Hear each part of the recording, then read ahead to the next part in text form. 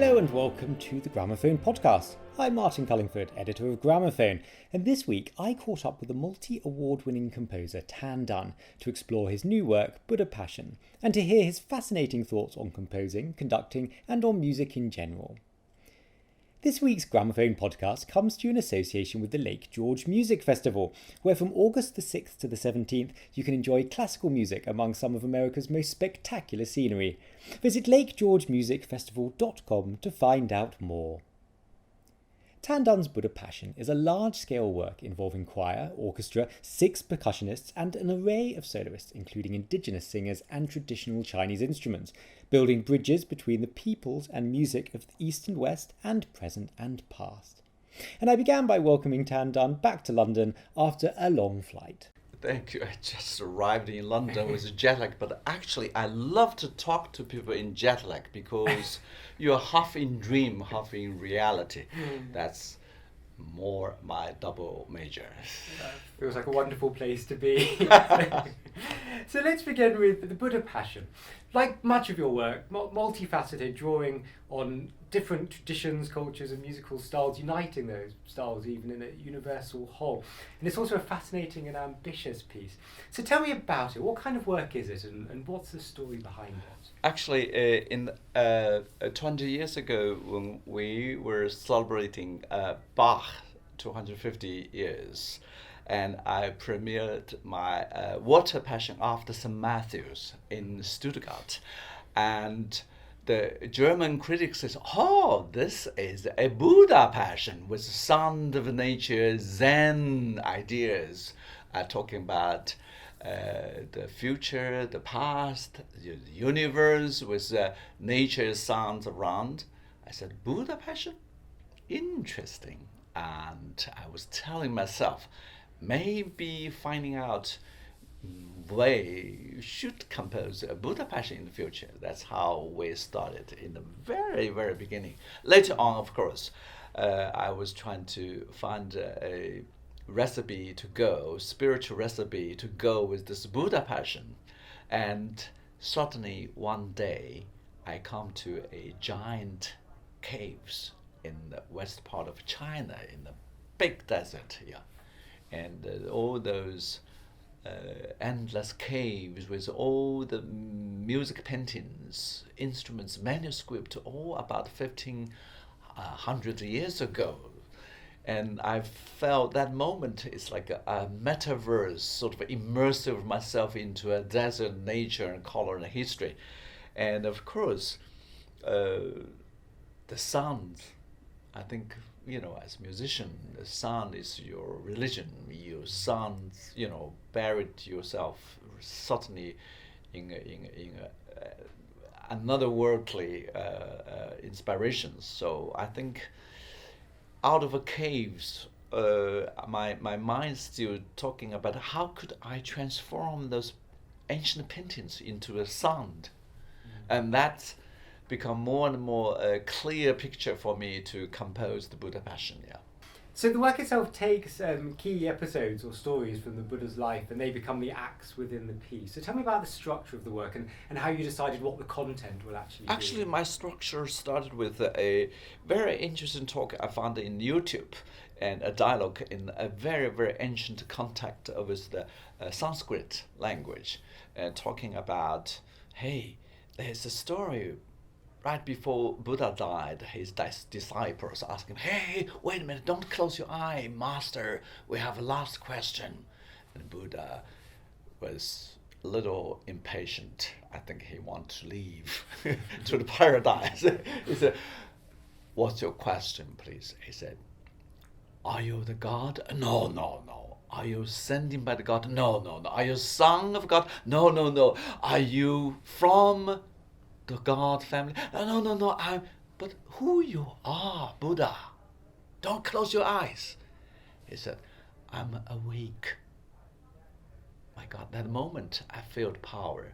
I felt awakeness actually is the thing, the human being from history I'm facing every day, who we are, where we're going. So I find all the history of art, science, it's about arts and science. it's about the peace. So I started talking to myself, why don't we find very interesting stories about the peace out of those 4,000 paintings about music?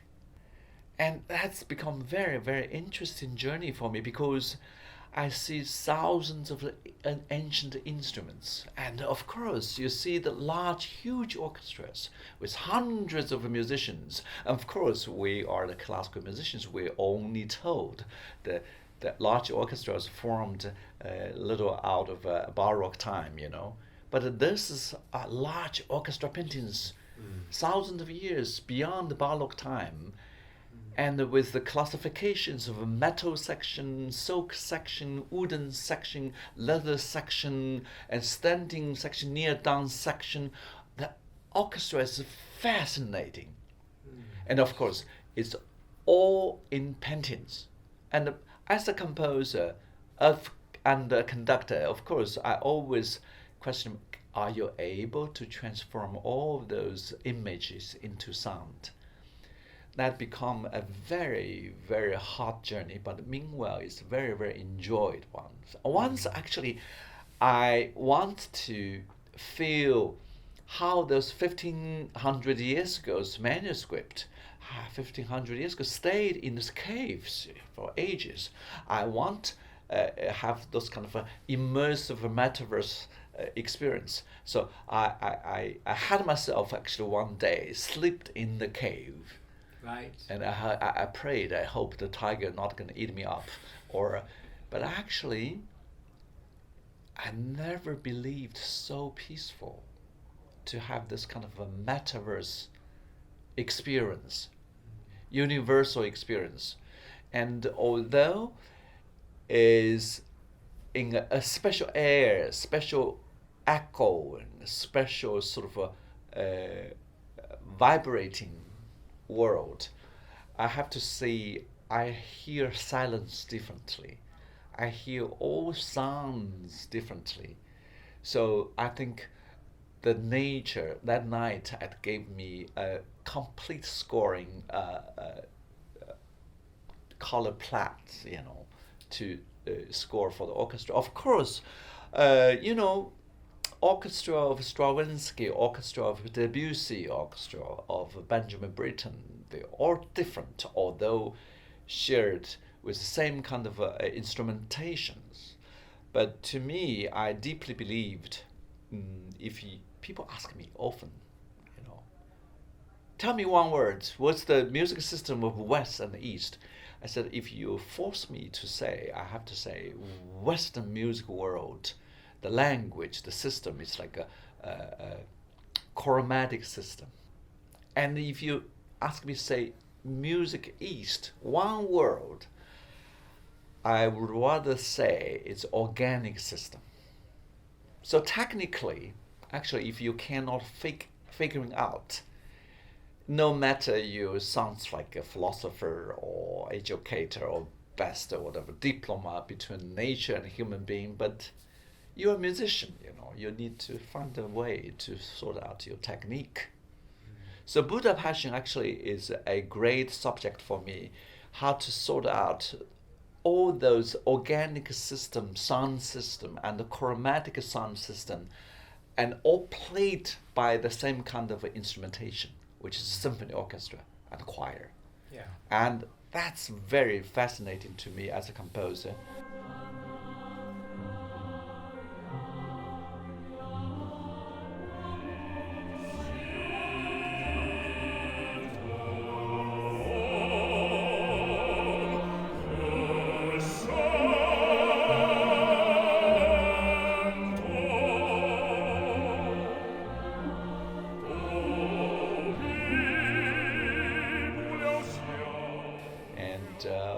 Just like this, boom, 8 years passed.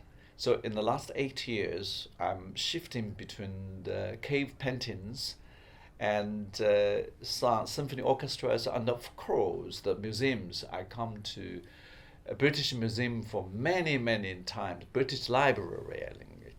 They collected 14,000 of manuscript and original paintings, and I remember the first time when I come to the British Library, the Susan, I remember Susan received me. He said, "Who you are?" And I asked people around. People said, "There's somebody like a Chinese Bartok, Chinese something like that, strange person come, and I have to see who's this Chinese." I mean, Bartok is my hero, and I loved people calling me a Chinese Bartok. It sounds strange, but it's honor. And I said, I come here. I want to smell. The manuscript. He said, "Can you smell the sound?" I said, "I only smell the sound like a dog. I'm a symphonic dog." So actually, she's very nice. I remember she gave me a lot of manuscripts. She said, "What is this?" I said, "Come on, this is 10th century Heart Sutra." And what is this? "Oh, this is a music score written in Sanskrit." "And what is this?" "Oh, this is a practical dance score about how to dance to the Buddha with a dialogue about the nature, about awakeness." He said, "What's your purpose come here?" I said, "Can I hold of it? Just smell." So I smelled. I was like, hold the score. I never can believe, I really smell the sound, the sonority, chords, melody out of it. And just to explore a little bit more about the sort of bringing together of different musical languages, but also modernity and the past. And so this is the Orchestra National de Lyon, but then also Pipo, and then classically trained singers, and then indigenous singers. When you've worked together with those, as you so wonderfully put, chromatic and organic types of music, do you feel you're just not so much creating ways to find solutions to problems, but actually creating a whole new language? Absolutely, because technically, as I always thought about the words of technique. Technically, no matter how you studied arts and science and ideology and history, but as a composer, just like a Mozart and Bartok, we talk about Bartok, you have to come out with a specific technique to explain, to speak out what you are thinking inside. Once I took National Orchestra of Lyon from France, and also International Lubeck Choral Academy from the young singers from 25 countries in Europe. I brought them actually 300 people. I brought them to Dunhuang, the giant desert, and I brought them to the caves actually, and I heard screaming out of caves. This is Hebrew. This, come on, this is Sanskrit. Look at this. This is Persian. My God. And normally we heard all those screaming from Chinese students. He said, "What is this? What is this language? Sounds like painting." But then when diverse people come to this ancient caves, you see, it's that moment I felt this immersive experience becomes so universe, and of course, technically, that moment made me feel. The curves language, talking visually, no boundaries, and look at those paintings, reflecting people came from different language, different culture, different time actually, but they all speak one thing. Then I said, symphony orchestra, hundreds of instruments in front of you. Can you just play this way or that way? Why don't we play that way, which nobody played before? For example, we had a section with this a very ancient sort of overtone singing with chorus, hundreds of people singing overtone together. Then I said, how could we have a chromatic orchestration coming with this? Impossible. So I have to find a all kinds of harmonic positions, vibrations out of string sections, and to meet with this sort of hundreds overtone singing together. And that becomes so frustrating, because you always questioning, hey, Bach is here, Bach, and all those music textbook is here. Then is it appropriate to do it and play the instrument this way? And suddenly I question myself, hey, is music first or notation first? Or if we don't have a notation appropriate for the sound, are we going to give up the sound, or give up the notation, or find your notation by yourself? So in this way, I have to refine the notation actually.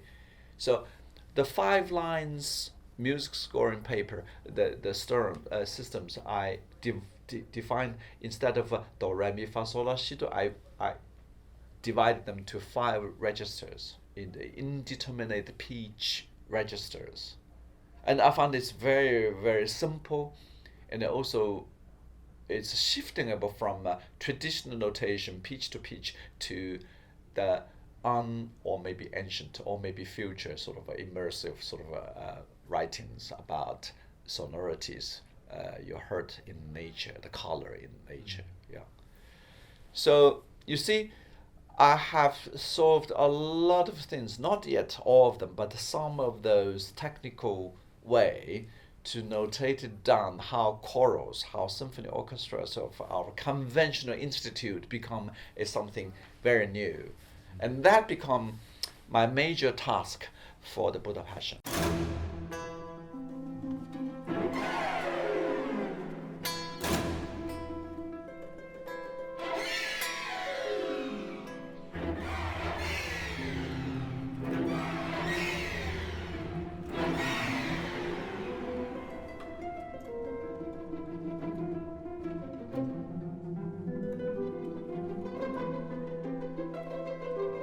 My teacher, John Cage, once when I was in his apartment in the Manhattan 6th Avenue, 26th Street, it was so noisy. And that time, Mr. Cunningham come up. He said, hey, do you want a cup of coffee? I said, yes. I said, Merce, it's very noisy here. He said, that's why John can compose silence here. My God, this is very, very philosophical. And then John Cage come. He said, you know, you were questioning me, how could we, thinking about harmony as a language of style. I tell you, harmony supposed to be no style and no definition. Everything, every sound belong to harmony. That's very, very inspiring. And suddenly he said, I like the way Chinese instrumentalists 2,000 of years ago played this lute, and thinking from low to high, not dividing by scale or meters. Instead of do, la, mi, fa, sol, A, B, C, D, E, F, G, but it's a chant of coloring. It's like a nature had a calligraphy in the sky. He said, Schoenberg, everybody misunderstand. The philosophy of Schoenberg have a serial system, have a 12-tone system, is trying to tell people every sound could be part of harmony. And don't just say in do, la, mi, fa, sol, la, si, do system, but thinking about, hey, the 12-tone, a 24-tone system. Basically, you can divide sounds of nature in whatever ways you need to be. Mm-hmm. So what I learned from John Cage is, one, return to the nature, and two, take the philosophy of Book of Changes, I Ching, as a music scoring teaching book, just like a Bach's teaching book, just like all those orchestration books written by all the masters. But meanwhile, you have to believe, as my teacher John Cage told, believe. Sound first, book second, piece first, notation second. And without notation, you got to create your own notation first, because sound is your life. Sound is your religion. Yeah, really, really interesting. Now, when thinking about this work, it struck me that a lot of your music has been for particular moments. So the handover of Hong Kong, or the Millennium, or the Olympics, important moments, but still moments in time. Whereas the subject matter of the Buddha Passion is, by its very nature, timeless, about enlightenment, universality.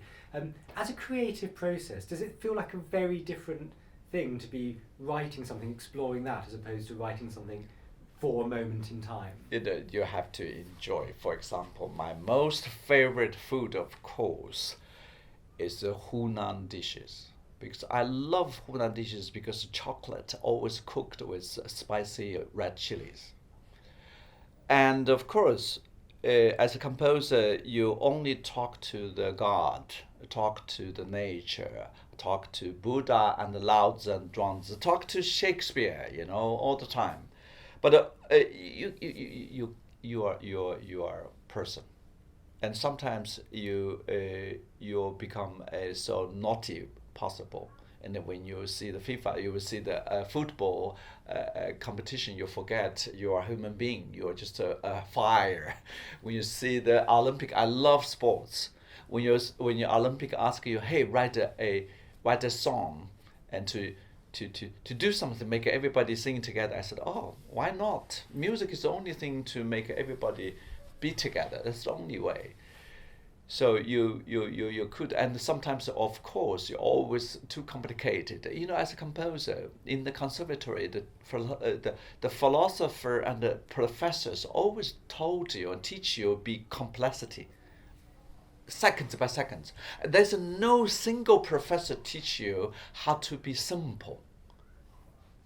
Actually, I find it I learned so much from working with the film directors and also those public events. If you are simple, you're hired. If you're complicated, complexity with all those knowledge about the sound, the texture, you are fired. It's a very simple way, actually. And of course, philosophically, you thought of Lao Tzu, simplicity actually is very, very difficult and often be carried and composed by endless complexity just for bringing out simplicity. And I find that simplicity actually sometimes carrying the deep, deep way of those complexity works want to tell. And think about Michael Jackson, we are the one world. Think about Quincy Jones. Think about all those Beatles. What I learned actually from them, from pop music actually also, is how simply we could say heart to heart, soul to soul. Music, of course, is civilizations, is a intellectual business, but actually is a peace project. The whole thing goes to peace. Doesn't matter what kind of language you say, you speak. If you could make the peace be shared, and that's the most important way the artist needs to achieve, actually. So to me, music come today, I have to say there's no boundaries actually really say, hey, this is orchestral music, this is band music, this is pop, this is hip hop. I believe only is one kind of music which provides the peaceful mind. If the music, it doesn't matter what kind of language sounding, if they can bring people together, especially now, people still fighting, killing, war everywhere. And we need the music actually unifies people speak in the same tone peacefully. Music as a peace project is a rather beautiful and inspiring way of Yeah. describing the art form.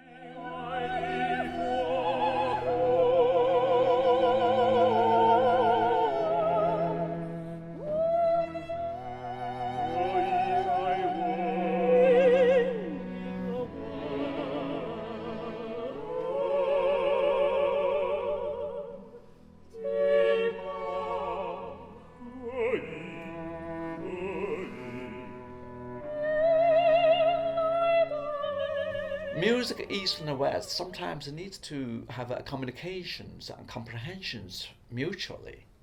And sometimes you learn music, Western technique.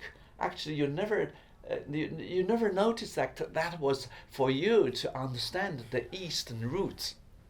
And sometimes when you're going back to the Eastern roots, actually you heard Bach.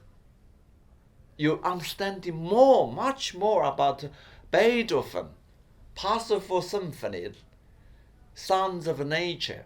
You see, from east to the west is no longer a fashionable sort of philosophical, I would say, educational terms. Actually, it's a biological sort of thing. It's in the nature. It's in your body. Actually, you cannot escape. If you are a person in this world, if we still GPSed by the direction north and south and east and west, and you have to participate. If you know, so to me, even now, I'm interested. Of course, my next decade is to discover this metaverse sound world. And I'm interested in electronic way to make the symphony orchestra sounds organic and electric. So to study the technique east and west is very important. So to me, actually, I have no interest in to study east and west purposely or philosophically, culturally, historically. Be honestly, I'm just interested in a new system of sound dealing out of two systems, actually. Maybe three systems now, plus the universal, plus the technology. Yeah. And in recent years, conducting has been an ever more important part of your life, and not just your own music, but Britten, Stravinsky, and all those other composers you've mentioned. And what you've just said about East-West, what an orchestra is and how you explore that. When conducting orchestras in, as it were, Western music, is that all part of how you think about and how you communicate to the players what it is that you're... Yeah, it's very important, because conductor is a music discoverers. They are really recreate music from the manuscript. And it's another art. And of course, composer is composing the sound from nothing. So those two sides of a phenomenon of making music, it's like a 1 + 1 = 1. You see, it's 1 + 1 could be this and that, could be east and west, could be inside and outside. But I find this creativity and the recreativity is become really important one of our music makings. I have to say, sometimes you need to. What I learned actually from Stravinsky, and also learning Bernstein, is always finding the best way to score out of the sound you heard from nature on the paper. And in order to do that, actually, as a composer, you have to be a conductor. Because if you are not a conductor, it's a bit lacking of experience, actually. It's like a doctor. You have to have experience facing your bodies and the patients. And that's why I had my double major as conducting and composing students at the Central Conservatory in China. And I found out, actually, sometimes when you are conducting, you learn so much from composing, actually. And meanwhile, when you are composing, you're always thinking of conducting. And for example, when I was composing, every day I'm thinking about how to, using the simplicity, carry on the sound of complexity. And you have to writing out orchestral parts very simply, manageable in 2 hours of rehearsal of this piece. I mean, come on, this piece only have 2 hours rehearsal. And can you manageable? Can you manage to make the manuscript sounding perfectly, artistically? And sometimes I remember Stravinsky says, don't make trouble to yourself for yourself. Because when you write, look at I conducting Rite of Spring all the time. And I find Rite of Spring is very, very easy to conduct. The reason is it's so woven textile of sound. It's very naturally coming together. And if you understand it from a nature's point of view, it's so easy. But of course, if you come with a romantic music point of view, from a Baroque music point of view, it might be against you. It's not because of Stravinsky against you. It's because yourself actually soaking yourself into one typical style. Classical music is the art of style and timing. If you thinking about one style all the time, you can have all the time mistakes and difficulties to face in music future. So that's why, as a conductor, it will help you as a composer, because conductor facing all the times, because they are the artist working with manuscript and history, from Bach to Bernstein, from Bartok to Pierre Boulez. But the composer's world is another world. So if you put these two worlds together, it's different. It's different. That's why I felt most beneficial, is because I learned conducting, and also I learned composing, and I put together 1 + 1 = 1 way to make music. Tan Dun's Buddha Passion, in which the composer conducts the Orchestra Nationale de Lyon and a superb cast of soloists from both Western and Chinese traditions, is available on Decca. Tan Dun, thank you very much for joining me today. Thank you.